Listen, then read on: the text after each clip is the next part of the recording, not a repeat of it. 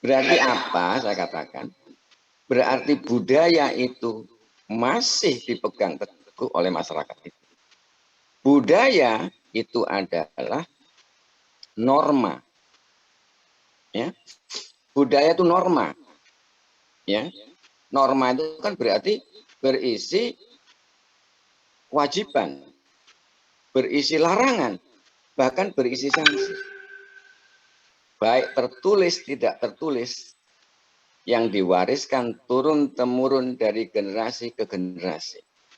Sehingga mencerminkan perilaku yang namanya adat istiadat. Perilaku yang tercermin tradisi. Teori. Jadi kalau warisan budaya dari dulu sampai sekarang, konon itu adanya jauh lebih ada daripada kebijakan pemerintah. Otomatis masyarakat itu mengikuti budayanya. Merubah budaya nggak mudah. Ya. Sehingga tradisi, perilaku budaya itu, kalau bayi baru lahir diberi pisah, nggak salah. Nggak salah. Bayi baru lahir dataran tinggi diberi madu, nggak salah. Gitu loh. Sekarang itu sedikit teori ya. Teori lainnya. Kenapa sih pemerintah itu kok ada kebijakan ASI eksklusif? Apa nggak boleh makanan tambahan? Kan berarti kalau ASI eksklusif berarti kan selama 6 bulan pertama itu kan nggak boleh ada tambahan makanan ekstra. Bisa nggak dijelaskan dengan teori? Kalau seandainya di budaya pesisir itu apa itu pisang, di dataran tinggi madu, kira-kira terhadap kesehatan bayi merugikan nggak? Kan gitu harus dijelaskan kan. Jadi ada kontradiksi. Satu sisi budaya itu apa istilahnya menentang ASI eksklusif karena budayanya, karena warisan leluhur. Satu sisi ada kebijakan pemerintah yang bertentangan dengan budaya itu. ASI eksklusif berarti tidak ada makanan tambahan, tidak ada makanan pendamping. Khusus ASI selama 6 bulan. Jelaskan dong teorinya. Bisa jelaskan dengan teori. Kenapa bayi kok nggak boleh diberi makan pendamping? Masalahnya kan bisa. Ini bisa dijelaskan. Kalau nggak bisa dijelaskan, bukan fenomena. Kalau diberi pisang, anak masih baru lahir bayi di bawah 6 bulan. Ya. Pisang itu mengandung protein namanya chitinase. Kitinase. Ya. Itu enzim. Yang kedua, pisang itu mengandung asam amino vasoaktif amin.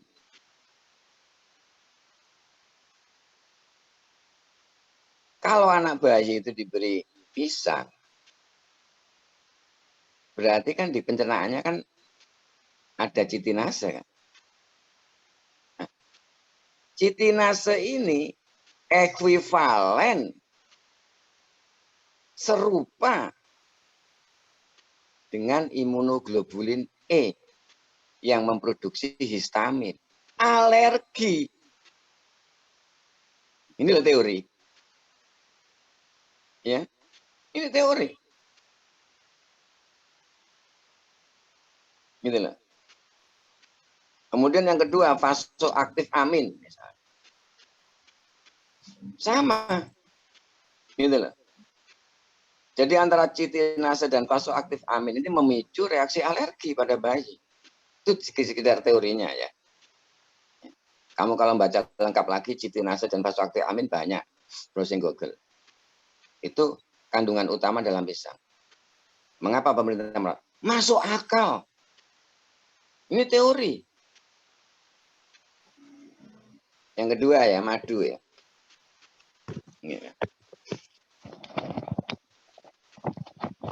Madu itu kan didapat dari nektarnya bunga. Yang ambil kan lebah kan. Gitu loh.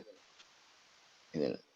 Nah, ketika anak itu diolesi madu, bibirnya entah minum madu, entah diolesi. Kalau diolesi kan lidahnya terus kan yang menggerak-gerakkan. Ya. Kalau madu itu sampai ke pencernaannya bayi, tentu saja kan di dalam pencernaan manusia, bayi terutama, kan belum sempurna. Terutama pertumbuhan dari mikroorganisme saprofit. Bakteri yang menguntungkan itu masih belum terbentuk sempurna. Mikroba. Madu itu cenderung meningkatkan koloni Clostridium botulinum. Ya, ingat. Madu itu cenderung untuk meningkatkan koloni Clostridium botulinum.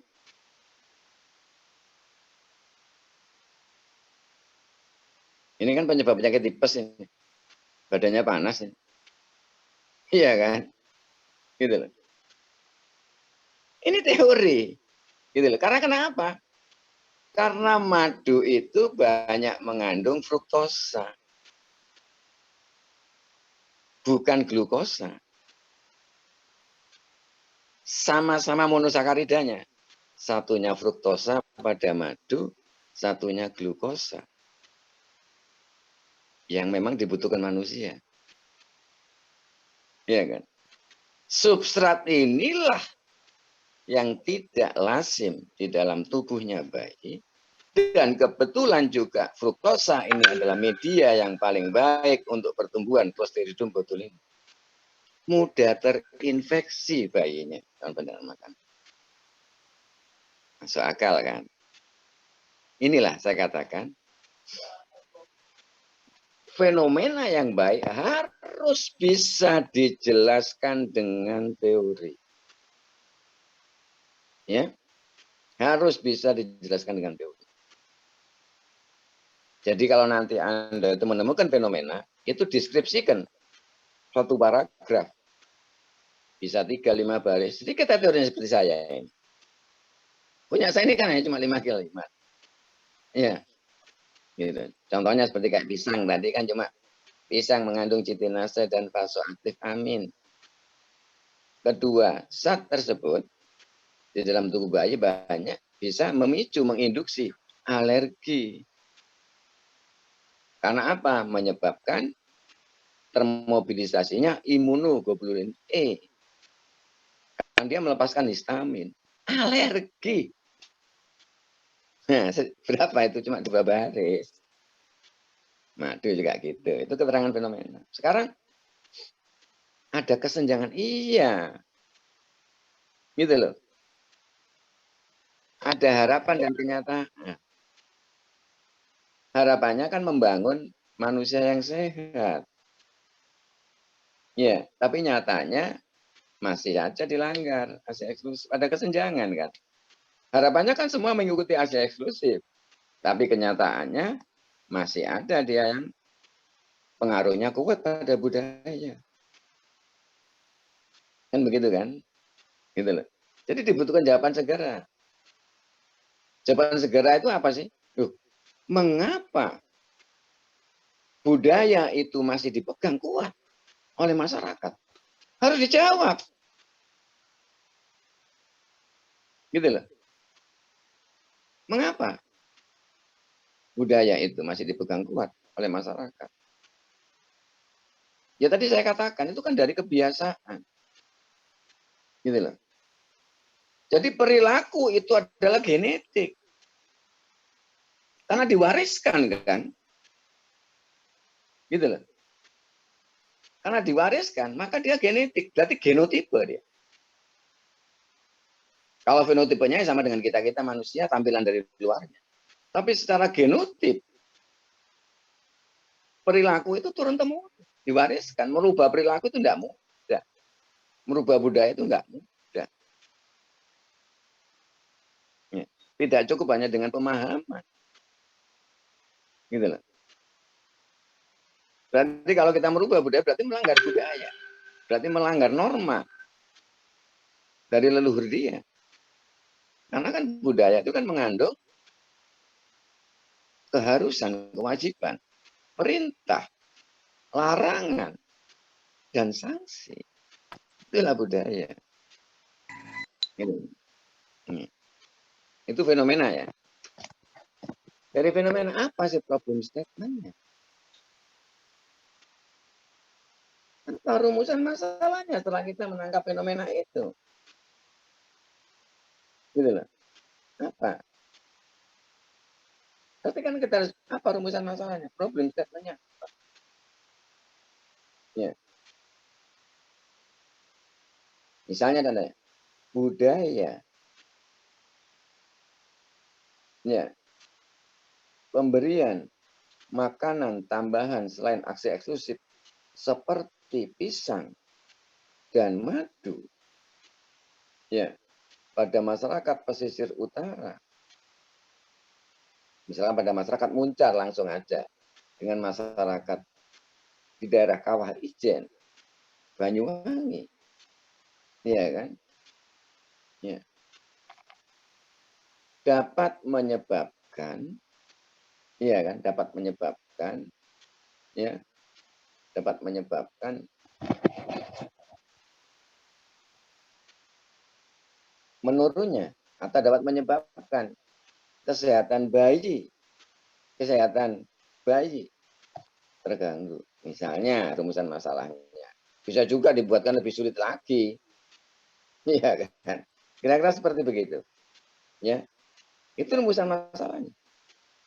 Jadi budaya makan pisang, budaya pemberian makanan pendamping pisang dan madu pada bayi yang selain aksi eksklusif itu di wilayah Muncar misalnya dan di wilayah Licin misalnya kecamatan Licin, ya, itu menyebabkan rentannya tumbuh kembang bayi, boleh, ya, dapat memperburuk kesehatan bayi, boleh, ya, itu rumusan masalah, gitu lah. Sekarang tujuannya apa? Kan begitu kan? Jadi ada fenomena, ada pernyataan masalah, ada rumusan masalah, ada tujuan. Pasti kita punya tujuan, ya. Tujuannya adalah misalnya contohnya, ya, pengaruh budaya terhadap keberhasilan implementasi kebijakan pemerintah tentang aksi eksklusif. Boleh kan? Tujuannya kok. Ya. Tujuannya untuk mengetahui sejauh mana pengaruh budaya, ya, pada masyarakat pesisir utara Banyuwangi dan daerah pegunungan Banyuwangi itu, ya, terhadap kebijakan pemerintah tentang aksi eksklusif. Judulnya hanya gampang, ya. Judulnya adalah misalkan hubungan atau korelasi antara budaya terhadap keberhasilan implementasi aksi eksklusif. Jadi judul.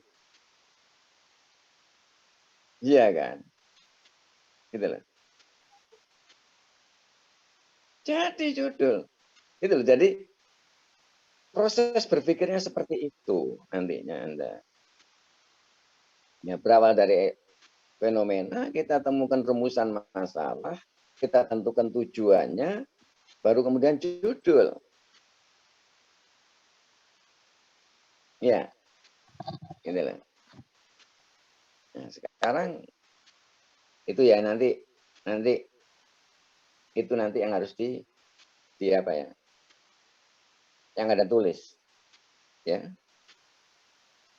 Jadi nanti Anda fenomena dulu, baru kemudian problem statement, kemudian tujuan, judulnya.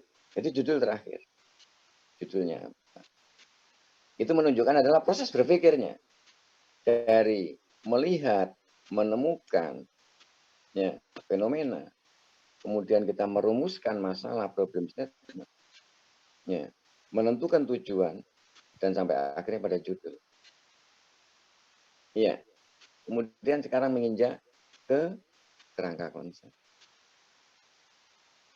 Ya, kita menginjak ke kerangka konsep.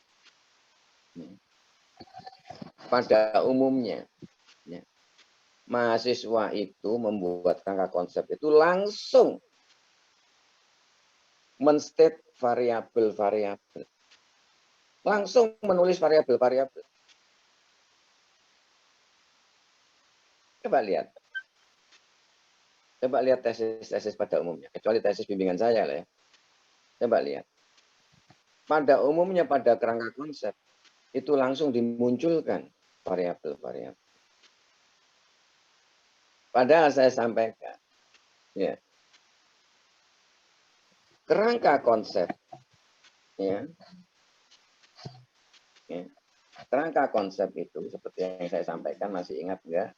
Ya, suatu skema, ya, dalam penelitian yang menggambarkan hubungan antara konsep satu dengan konsep yang lain yang akan diteliti. Dari mana konsep itu turun?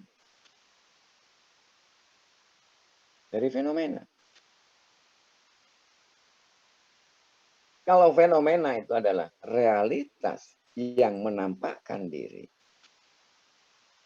Realitas yang bisa kita lihat, kita bisa saksikan, kita bisa rasakan. Itulah fenomena. Tetapi abstraksi dari suatu realitas itu namanya adalah konsep.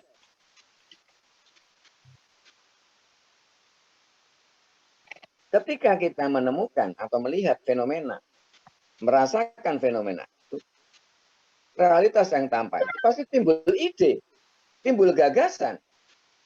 Dan gagasan itu pasti abstrak, membayangkan, mengimajinasikan. Jadi ide yang diabstraksikan dari peristiwa konkret, itulah konsep. Ya. Jangan sampai nanti Anda ditanyakan itu apa sih konsep, nggak bisa.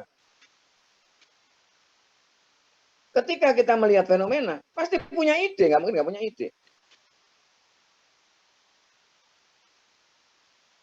Kan abstrak ide itu. Anda bayangkan macam-macam sudah dari fenomena itu. Nah, ide yang diabstraksikan dari peristiwa konkret, itulah namanya konsep.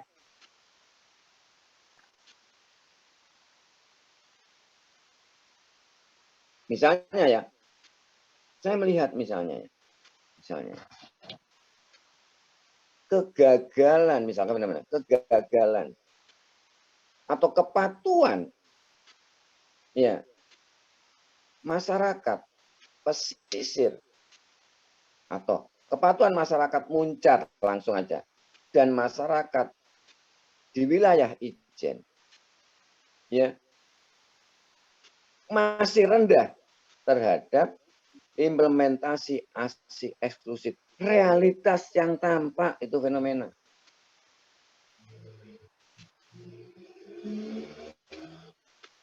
Saya punya ide dari melihat itu. Loh, kenapa sih kok penerapan ASI eksklusif kok nggak berhasil ya di wilayah Muncar dan Ijen? Saya bayangkan, sepertinya ini kayaknya mungkin ini faktor budaya. Budaya inilah namanya konsep. Abstraksi dari suatu realitas.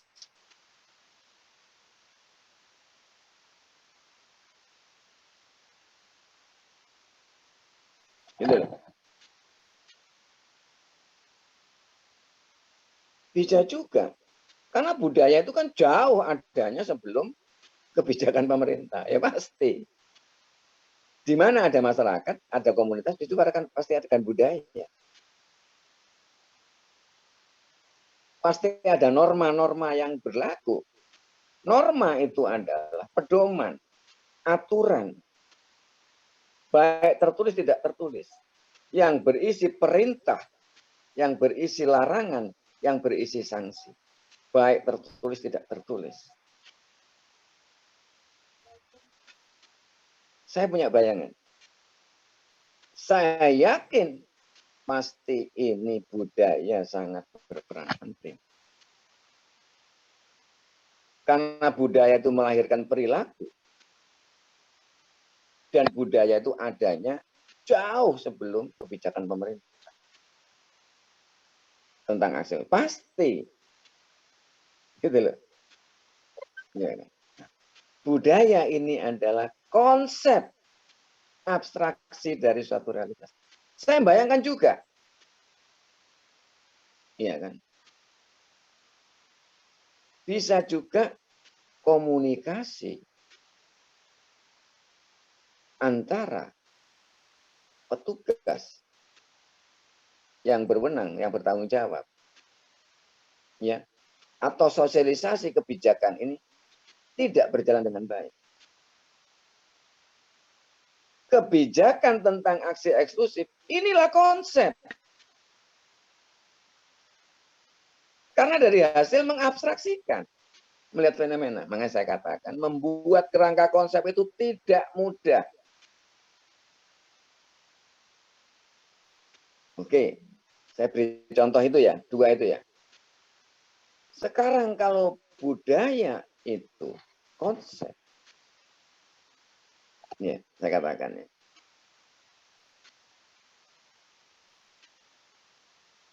Kalau budaya itu konsep, berarti kan abstraksi dari suatu realitas. Atau ide setelah kita melihat fenomena yang diabstraksikan. Ketika kita melihat peristiwa konkret, ya, timbul ide gagasan. Kita membayangkan fenomena itu. Jadi konsep adalah ide yang diabstraksikan dari peristiwa konkret. Iya kan? Budaya. Kita lihat budaya. Misalnya contoh memberi makanan pisang. Makanan pisang. Pisang misalnya. Bagian dari budaya. Madu. Bagian dari budaya. Abstraksi dari suatu realitas, ide yang diabstraksikan dari peristiwa konkret, namanya konsep. Pisang. Pisang itu adalah value dari, salah satu value dari konsep. Kalau konsep itu abstrak, maka pisang bagian dari konsep tadi, breakdown, uraian dari konsep tadi, bernilai. Pisang bisa 1 biji. Bisa dikerok 2 sendok. Punya value. Iya kan? Itu namanya variabel. Sesuatu yang mempunyai value namanya variabel. Sehat. Konsep. Sehat itu konsep. Hemoglobin. Salah satu tolok ukur dari kesehatan. Punya value dia. Iya kan? Gitu loh. 13 gram per desiliter, 12 gram per desiliter itu normal untuk laki-laki dan perempuan. Punya value. Sehat punya value? Enggak punya. Dia abstrak. Ini loh cara berpikirnya. Kalau Anda nanti membuat konsep, rangka konsep, langsung Anda itu mencantumkan variabel-variabel. Saya tanya, apa konsepnya? Anda kesulitan. Karena konsep kaitannya erat dengan fenomena. Fenomena yang mendasari pemikiran kita menentukan judul. Gitu loh. Ya. Jangan memalukan nantinya. Ya. Jelas ya. Gitu loh. Jadi kita temukan, oh ini budaya. Budaya itu konsep. Oh ini mungkin masalah komunikasi. Ya, gitu loh. Jadi artinya community approach, pendekatan pada komunitas tentang kebijakan itu kurang berhasil, kurang efektif. Berarti adalah community approach itu adalah konsep abstrak. Ya.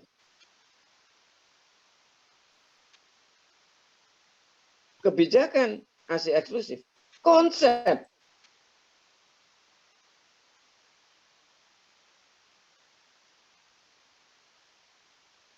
Penyuluhan ASI, edukasi ASI, variabel. 1 kali seminggu, 2 kali seminggu, punya nilai dia.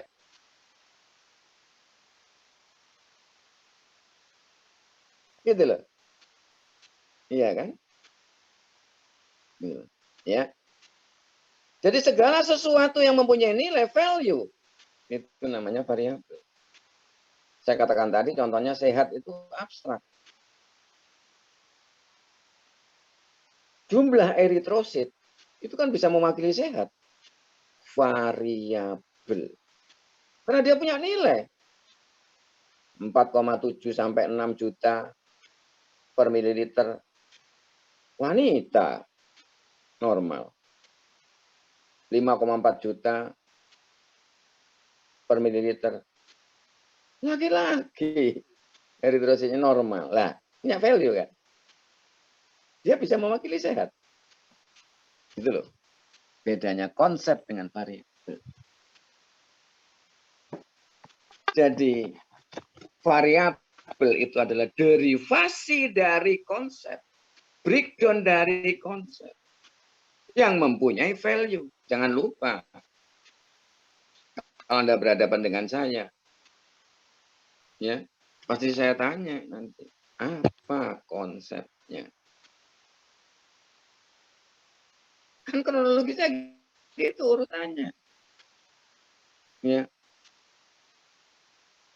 Tadi saya katakan, Anda membuat tesis, ya, tujuannya kan Anda mendapatkan teori baru. Iya kan?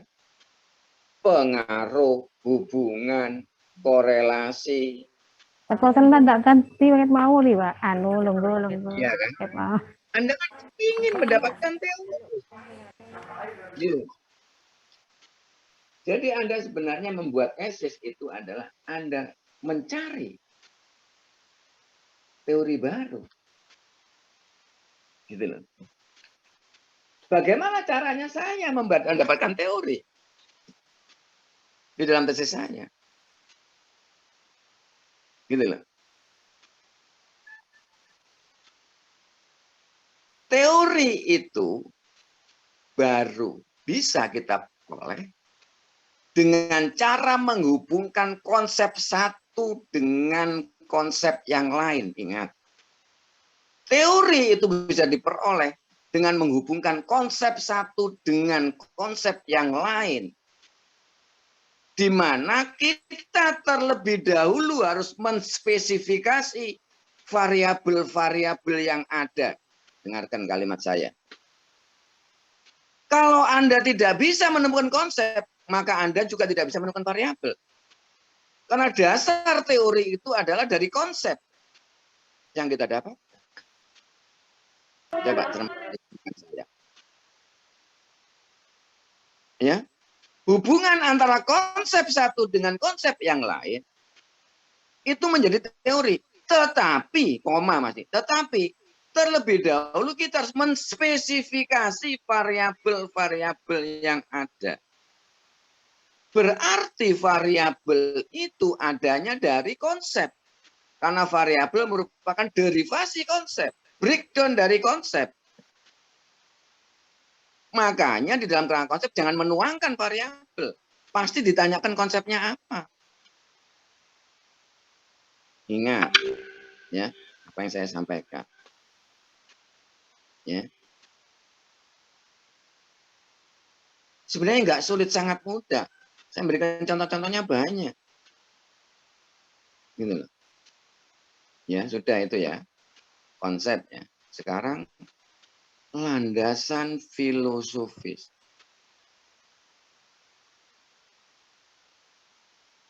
Yang terakhir. Ya. Jadi nanti saya minta hanya 2 lembar saja. Jangan banyak-banyak. 2 lembar sudah terlalu banyak bagi saya. Jadi fenomena, tujuan, jadi fenomena, problem statement, tujuan, judul. Ya. Kemudian kita membuat kerangka konsep. Dan yang terakhir adalah landasan filosofis. Ini penting. Ya. Kenapa kita harus membuat landasan filosofis? Filsafat itu terdiri dari 2 kata. Pilin dan Sophia. Pilin itu cinta. Ya. Sophia itu wisdom, kebijaksanaan. Pilin cinta. Cinta itu apa? Cinta itu adalah semangat yang tinggi. Semangat yang menggebu-gebu. Semangat yang berkorban. Yang berkobar. Semangat yang sangat tinggi, yang sangat kuat. Yang timbul dalam tubuh kita. Wisdom atau kebijaksanaan apa? Kebenaran yang sejati. Jadi berfilsafat itu adalah motivasi yang kuat untuk mendapatkan kebenaran yang hakiki, yang sejati. Anda ini kan membuat tesis. Anda kan ingin menjawab hubungan pengaruh.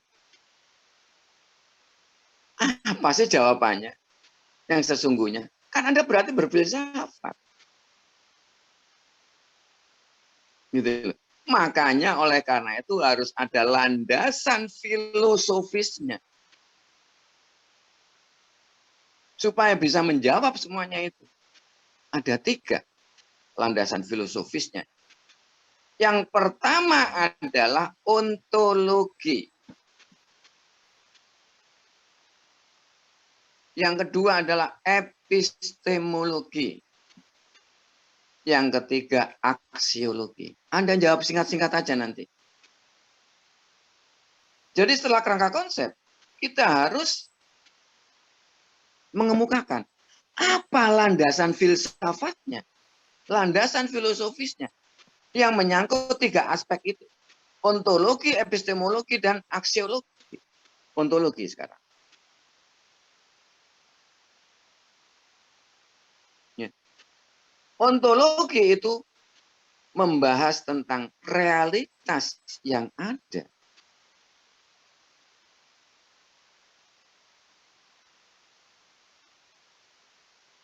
Ontologi itu banyak membahas realitas yang ada. Apakah realitas yang ada itu konkret, berupa jasmani,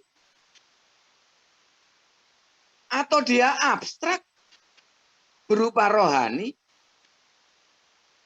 Apakah yang ada itu tunggal, mono, atau ganda, atau plural, jamak? Harus jelas. Itulah yang saya katakan ontologis. Banyak berbicara tentang realitas yang ada. Contoh, saya beri contoh nggak usah jauh-jauh. Misalnya Anda, ya, di dalam judulnya tadi saya katakan, iya kan? Misalnya contohnya, pengaruh budaya terhadap implementasi AC eksklusif. Misalnya, ya, tadi ya. Sekarang kita bicara ontologis. Apa sih budaya itu? Ini ontologis kan? Realitas yang ada. Realitas yang ada. Budaya itu ada di masyarakat. Budaya itu mempengaruhi perilaku kehidupan di masyarakat. Budaya itu konkret atau abstrak?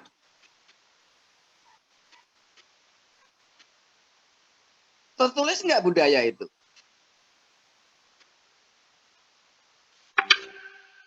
Abstrak kan? Gitu loh. Tetapi itu dituturkan, ya, dituturkan, ya,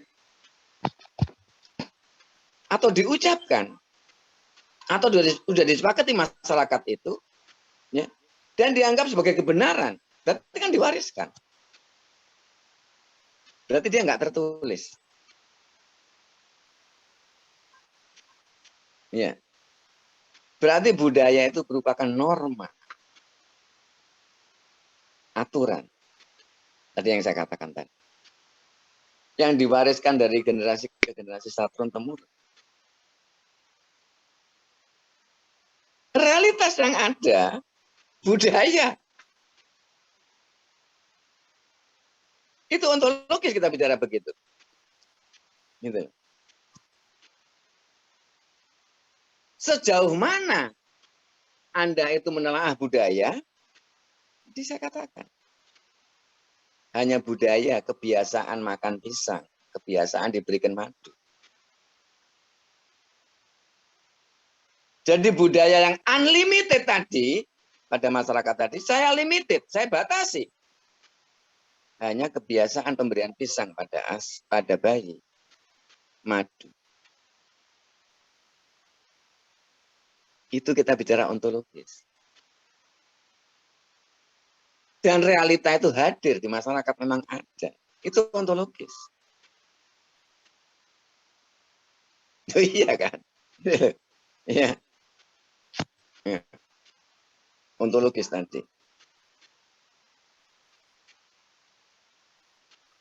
Kemudian tadi asli eksklusif.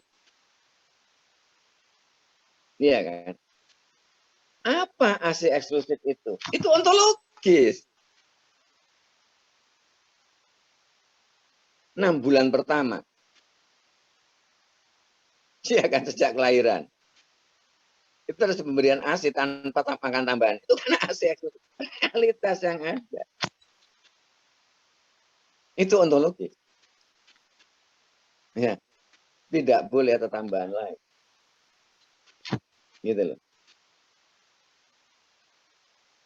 Jelaskan ASI eksklusif itu. Boleh Anda menguraikan sedikit isinya apa ASI eksklusif itu. Kaya akan makronutrien, karbohidrat, protein, lemak. Ya, kaya akan enzim, kaya akan hormon, jelaskan.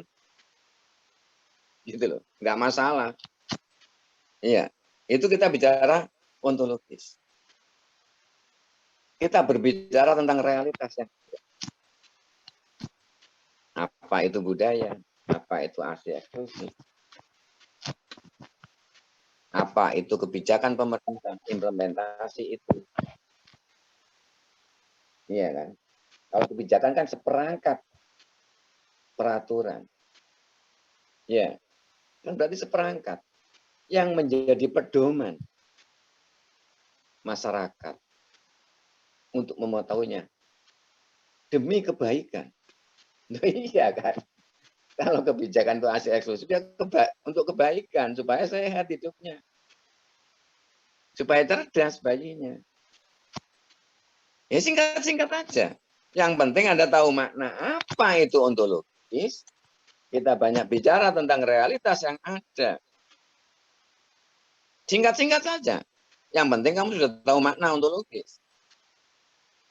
Ya. Nah, sekarang epistemologis. Ya. Jadi ontologis banyak menjawab pertanyaan apa dan sejauh mana. Apa itu jawabannya adalah ontologis. Sekali lagi ontologis banyak menjawab pertanyaan apa. Ya ingat. Sekarang epistemologis. Epistemologis itu adalah banyak berbicara tentang bagaimana kita bisa mendapatkan pengetahuan itu.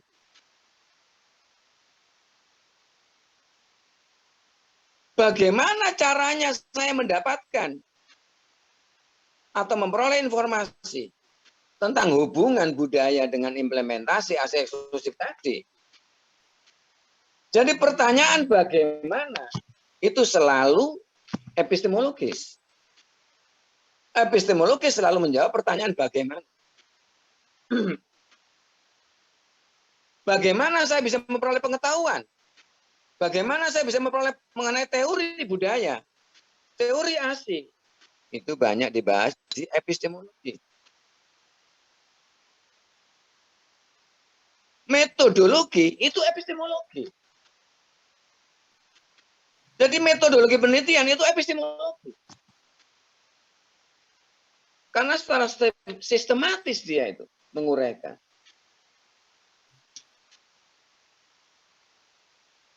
Untuk menemukan bagaimana pengaruh, bagaimana hubungan. Itu kan metodologi. Bagaimana caranya saya bisa mengetahui hubungan antara budaya dengan implementasi ASI eksklusif. Itu epistemologi. Jadi epistemologi itu banyak menjawab tentang pertanyaan bagaimana, how, what, itu ontologis. Why, kadang-kadang juga itu ontologis. Tapi banyak apanya ontologis.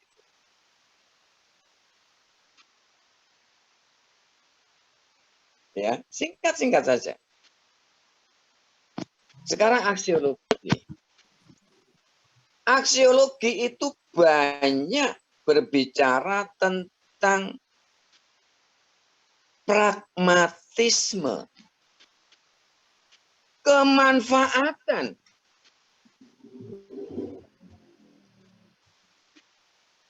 value, nilai yang sangat berharga.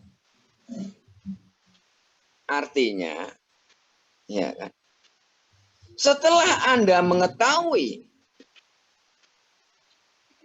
ya hubungan antara budaya misalnya dengan implementasi kebijakan ASI eksklusif, setelah Anda mengetahui, ada manfaatnya enggak? Aksiologi.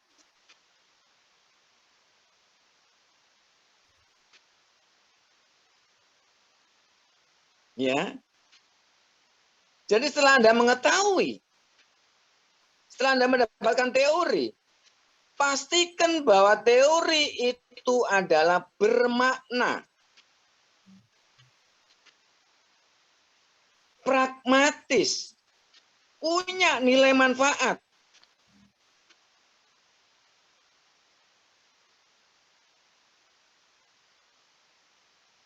Dan yang penting lagi, di dalam aksiologi itu harus dijelaskan manfaat teoritis dan manfaat praktis. Bisa diimplementasikan. Manfaat teoritis, kalau dokter misalnya perawat, manfaat klinis misalnya. Bisa dipraktekkan, bisa dijalankan. Itu kita bicara tentang aksiologi. Ya, jadi yang saya jelaskan itu tidak perlu banyak, singkat-singkat saja. Ya kan? Secara singkat saja. Ya. Jadi saya kira mulai dari fenomena, kemudian problem statement, tujuan, menentukan judul, ya, rangka konsep, sampai landasan filosofis. Jadi sebenarnya simpel saja. Kalau kita ingin membuat suatu penelitian atau suatu tesis yang bagus, ya, urut-urutannya seperti tadi itu, ya, sangat mudah. Dan landasan filosofis itu harus muncul di pembahasan, ya. Di dalam paragraf terakhir, ya kan, ya, di dalam paragraf terakhir itu Anda tuliskan statement landasan filosofis secara. Dan yang paling penting lagi adalah novelty. Ya. Di dalam aksiologis itu juga perlu Anda sebutkan novelty. Jadi pada paragraf terakhir itu Anda sampaikan landasan filosofis secara singkat dan sekaligus juga novelty. Apa sih novelty itu? Kebaruan dari penelitian Anda. Apa kebaruannya? Apa yang membedakan dengan penelitian yang lainnya? Itu namanya novelty.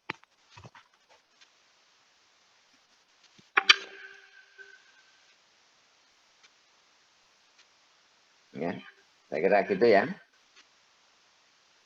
Jadi nanti tugasnya saya kira sangat mudah saja. 2 lembar, jangan lebih dari itu. Saya ngoreksinya juga males. Ya, saya kira 2 lembar itu sudah pas. Ya. Jadi Anda tidak perlu menjelaskan ontologisnya panjang lebar, nggak perlu. Yang penting Anda tahu ontologis itu apa. Iya kan? Epistemologis. Kalau ontologis itu Anda banyak bercerita atau menulis di situ adalah apa? Ya, banyak menjawab pertanyaan apa? Apa sih kebijakan itu? Apa sih AC eksklusif itu? Apa sih KB itu? Kayak gitu contohnya. Ya. Apa sih jaminan kesehatan nasional kartu Indonesia Sehat itu? Kalau Itarosita itu. Kan gampang. Iya kan? Apa sih BPJS itu? Iya kan jelaskan aja. Misalnya BPJS. Apa sih BPJS itu? Badan Hukum Publik yang menyelenggarakan misalnya ya badan penyelenggara kesejahteraan sosial, kesehatan khususnya, ya, merupakan badan hukum publik yang bertanggung jawab langsung kepada presiden. Nah, kan sudah jelas, ya kan? Walaupun banyak BPJS lainnya kan, masuk pensiun, pegawai negeri, ketenaga kerjaan masuk BPJS kan. Tapi kalau kita bicara kesehatan yang dimaksud dengan JKNKIS itu kan kesehatan. Apa BPJS itu? Kesehatan itu. Apa JKNKIS? Itu kita bicara ontologis. Ya kan? Mengapa sih Anda kok tertarik pada BPJS? Kenapa Anda kok tertarik pada JKNKIS? Mengapa? Itu juga ontologi.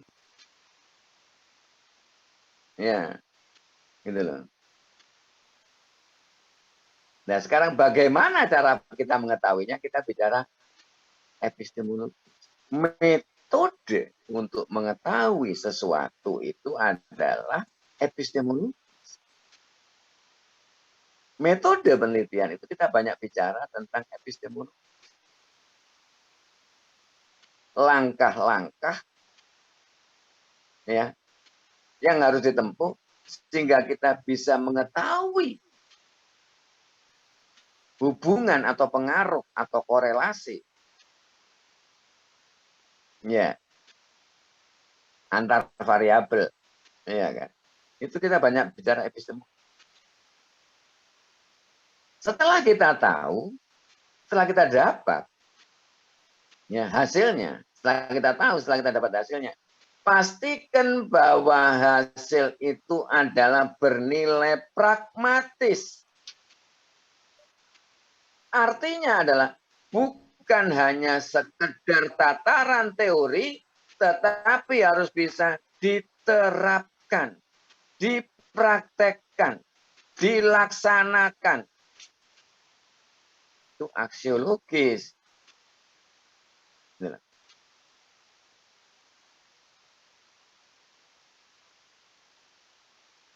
Ya.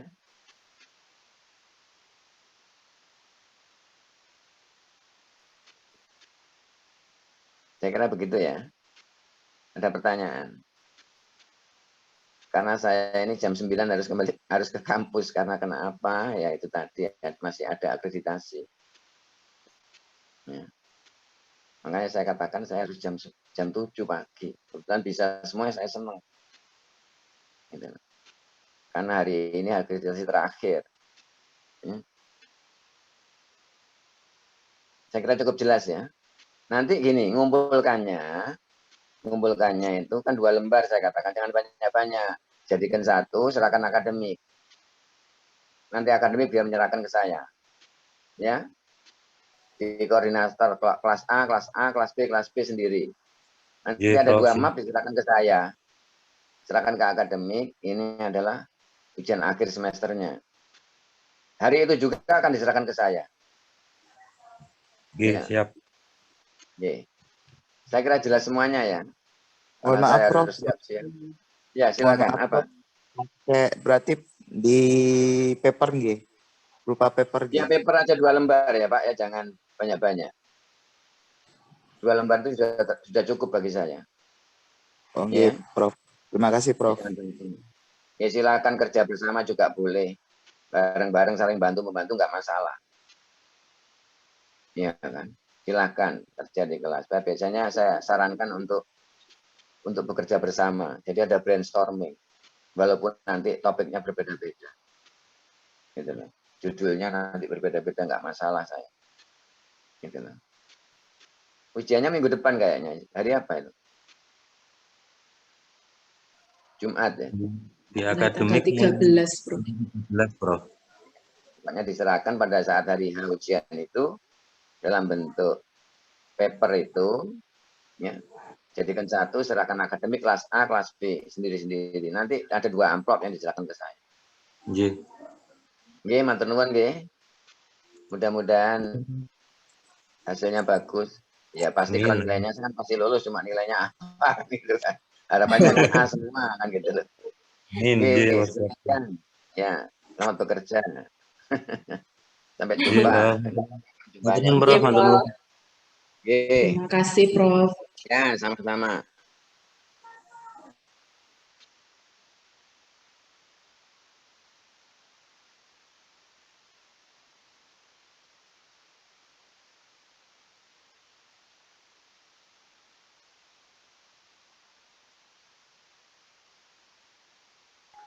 Makasih Mas Fahri linknya. Izin. Sama-sama, Mas. Nggih. Nggih. Assalamualaikum.